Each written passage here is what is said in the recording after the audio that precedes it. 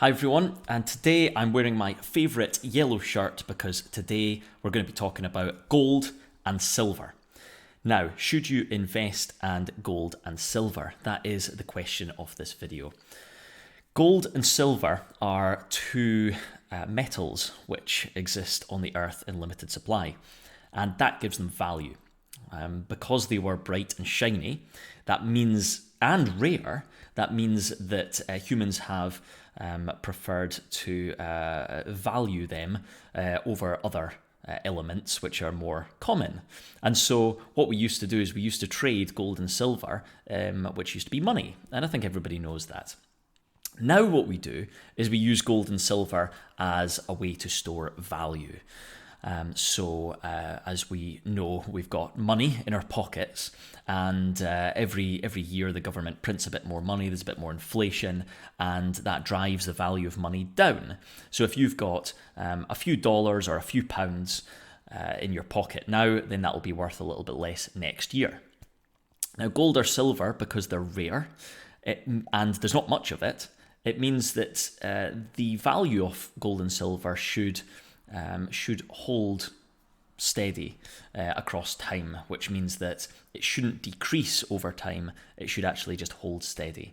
And any sort of inflation should feed through to the gold or silver price. So, should you invest in gold or silver? There are a couple of things to think about.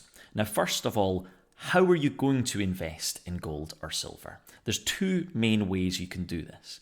First of all, you can actually buy the metal itself. So you can go out and you can buy some gold coins or a gold bar if you've got a lot of money.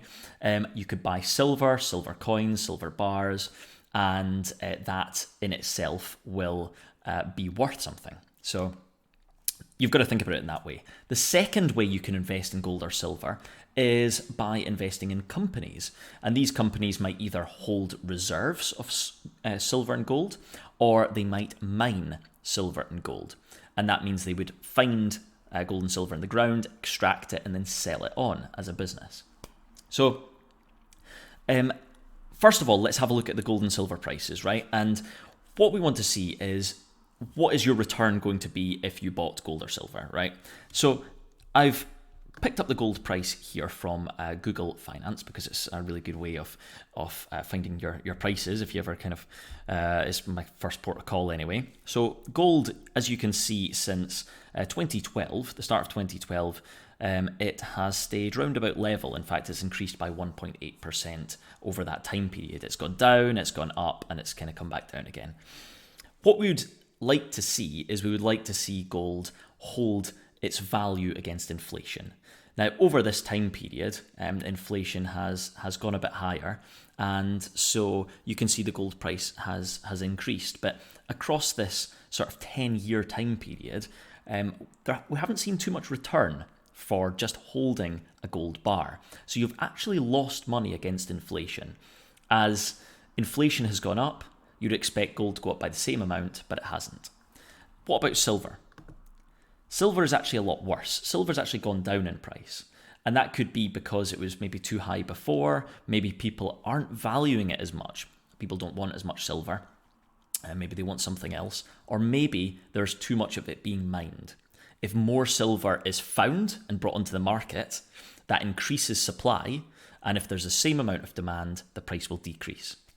So, all in all, silver and gold is not keeping up with inflation, and that's the thing we really want it to do.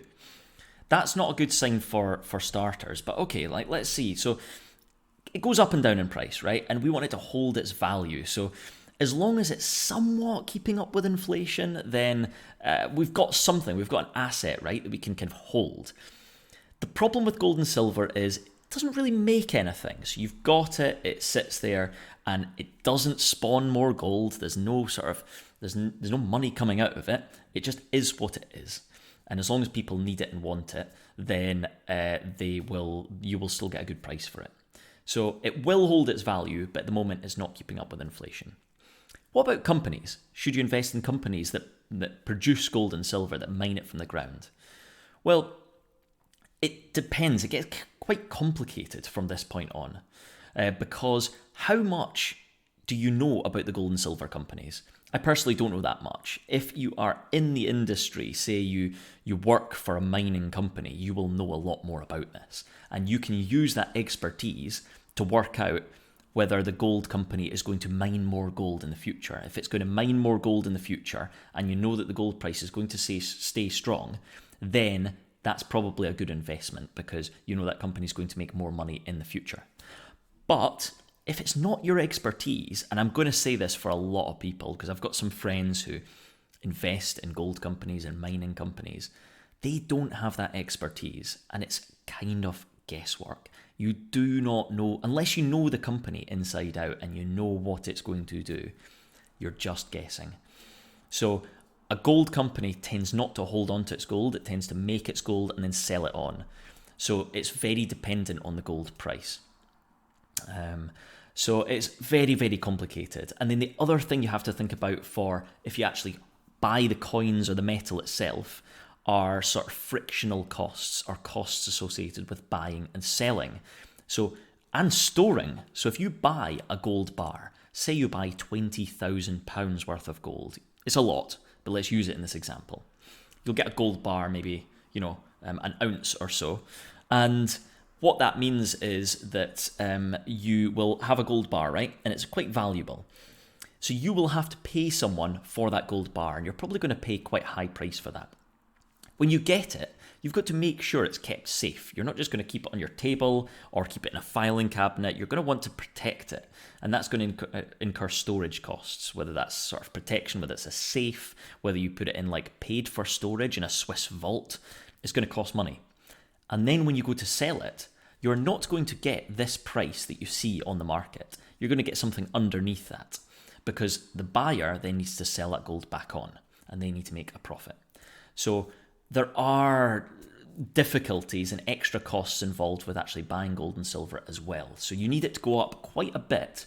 I would say probably 10, 15, 20% for you to actually break even. So that makes it quite difficult. But what I would say, I've gone quite negative on this so far. I'm not a big fan of investing in things that sit and don't do anything. I'm a big fan of, investing in things that are going to generate a return and really actively, give you money back in the future. But what I would say about gold and silver is it's going to be quite hard to lose a lot of money. I mean, you can invest in growth companies that will do very, very well, and you can invest in companies that do very badly. And if you invest in the stock market, you can lose 100%. You could lose all of your investment. It'd be pretty difficult to buy a gold bar and then in a few years' time for that to be worthless. Something serious would have to have happened in the world, and that would probably mean that if that gold bar was worthless, then you've got bigger problems. So buying sort of gold and silver, I would recommend it as a way of just holding on to value. You might be better just putting your money in a bank account and earning interest on that, because if you can get a guaranteed 2%, 3%, 4% interest on your money, that's probably better than holding gold, seeing what it's doing. But if you're in the industry and you know the gold price going up and down and you know when the highs and lows are, then obviously if you know that, then you are going to be make a much better decision than everybody else. So that's my opinion. Hopefully it gives you some insight into the benefits and disadvantages of holding gold and silver. And I hope that encourages you to make the right decision, whatever that might be. So as usual, you'll check 2 of my videos here and here. Please do like and subscribe, and I will catch you on the next video.